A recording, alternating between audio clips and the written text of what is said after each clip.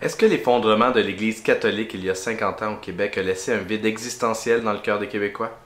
C'est la question qu'explore le film documentaire L'Heureux Naufrage. J'ai eu le plaisir de m'entretenir avec le réalisateur Guillaume Tremblay.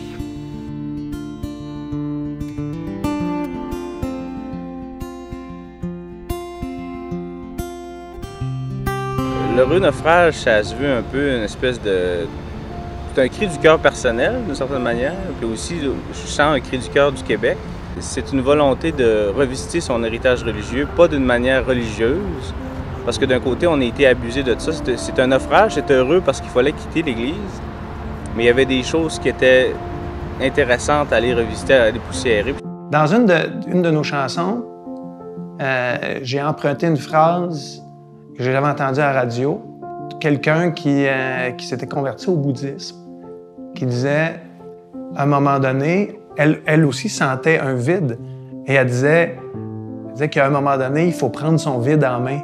Je trouvais ça beau de prendre un vide en main. Fait que puis c'est ça, j'ai l'impression qu'il y a au Québec, le Québec a longtemps été chapeauté de très près par la religion. Donc, on nous disait ce qui était bien, ce qui était mal, ce qu'il fallait faire, ce qu'il fallait pas faire. Et du jour au lendemain, on a été abandonnés. Je pense qu'il y avait des choses fondamentales dans la religion catholique de notre enfance, en tout cas de nos parents, qui étaient bonnes.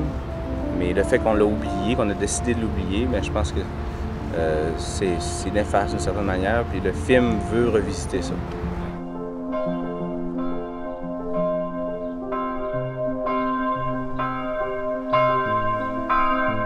Qu'est-ce qui m'a poussé à faire ce film-là? C'est parce que c'est une combinaison de tellement de choses.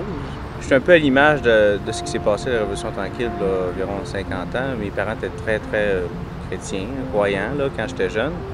Après ça, en fait, puis moi, j'ai comme suivi parce qu'il fallait que je suive.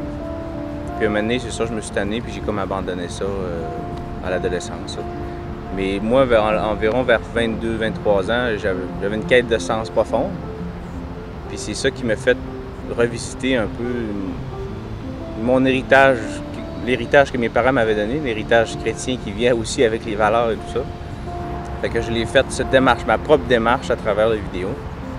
Ma femme m'a beaucoup aidé là-dedans parce que souvent j'avais le goût d'abandonner, je me disais c'est trop dur. Puis elle, elle avait ça aussi dans son cœur, fait que c'est elle qui me poussait à le faire, à me dépasser un peu. Avant d'être croyant, j'étais fidèle au christianisme. C'était fidèle pour moi, c'est adopter les valeurs du christianisme sans avoir la foi. Et les valeurs du christianisme, qui sont les valeurs de respect de la vie, respect absolu de la vie, le partage, le sens de l'altérité, de la générosité, le souci de l'autre, c'était des valeurs extrêmement importantes, c'était les miennes. Je savais que leur creuset était le christianisme, mais je les avais pris de façon laïque, à mon compte. Donc je vivais dans la fidélité avant de vivre dans la foi. Je vous invite à aller lire mon appréciation du film en cliquant ici pour aller sur mon blog. Vous pouvez également aller sur heureuxnaufrage.com pour en apprendre davantage sur le film et pour vous le procurer.